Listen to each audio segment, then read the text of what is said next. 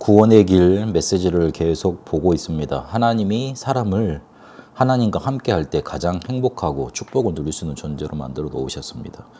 그래서 언약을 세우셨는데 그 언약을 파괴하고 하나님을 떠나게 됐습니다. 그래서 인간에게 문제가 찾아왔습니다. 그게 바로 창세기 3장이 하나님을 떠나서 로마서 3장의 죄 속에 빠지고 요한복음 8장 44절에 사단에게 잡히게 된 겁니다. 그때부터 소속 그 신분이 영적으로 마귀에게 속하게 됐고 마음은 틀린 것으로 가득해서 우상 숭배를 하게 됐습니다.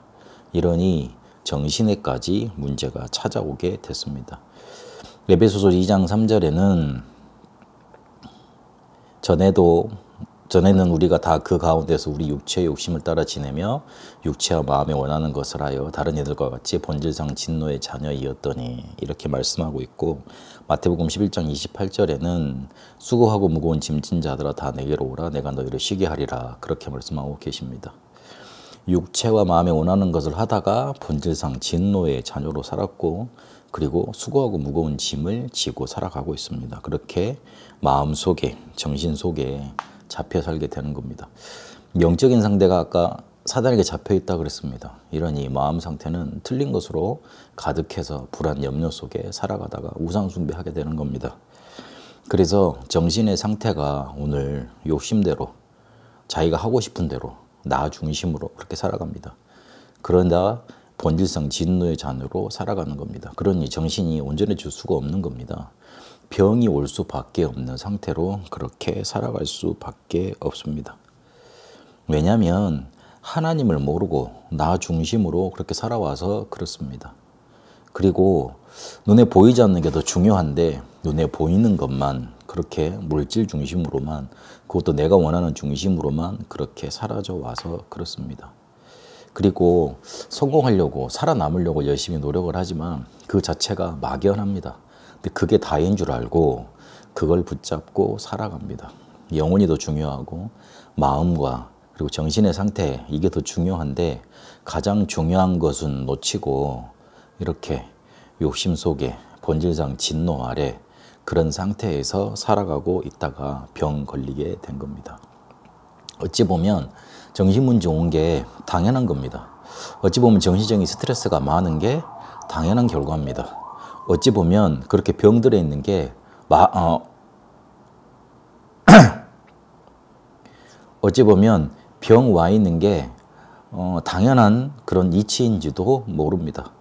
그래서 병 걸릴 수밖에 없고 그리고 정신에 문제 이렇게 올 수밖에 없는 그런 상태로 살아갈 수밖에 없었습니다. 복음 안에만 평안과 쉼이 있습니다.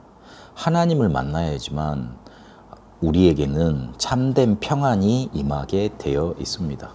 그렇게 구원받아야지만 우리의 본질적인 문제가 해결이 됩니다. 그리고 이 구원의 축복을 누려야지만 사단이 우리를 자꾸만 눈에 보이는 것만 붙잡히게 만들어서 하나님을 떠나게 만드는 그 전략에서 이길 수 있습니다. 다시 한번 기억해야 됩니다. 정신의 문제가 올 수밖에 없었습니다. 영적으로도 잡혀있고 마음은 틀린 것으로 가득해서 자꾸만 하나님 아닌 다른 신을 섬기다가 영향받을 수밖에 없고, 그렇게 정신의 상태도 눈에 보이는 것만 쫓아가다가 본질상 병 올 수밖에 없는 그런 정신의 문제에 당할 수밖에 없는 그런 상태로 살아가게 되는 겁니다. 눈에 보이지 않는 것이 더 중요합니다. 그래서 예수님을 그리스도로 보내셔서 그 부분을 해결하신 겁니다. 그렇게 우리에게 구원의 길이 찾아왔습니다. 그래서 그 언약을 붙잡고 이 정신적인 문제에서 해방받는 참된 복음을 붙잡는 응답 있게 되시길 바랍니다. 살아계신 하나님 감사합니다.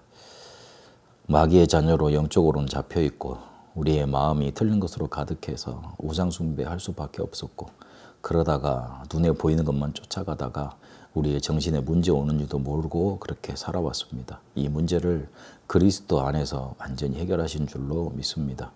이 구원의 축복이 나에게 임한 줄로 믿습니다. 이 축복을 복음 안에서 평안과 쉼으로 누려가게 하옵소서. 살아계신 우리 주 예수 그리스도 이름으로 기도합니다. 아멘.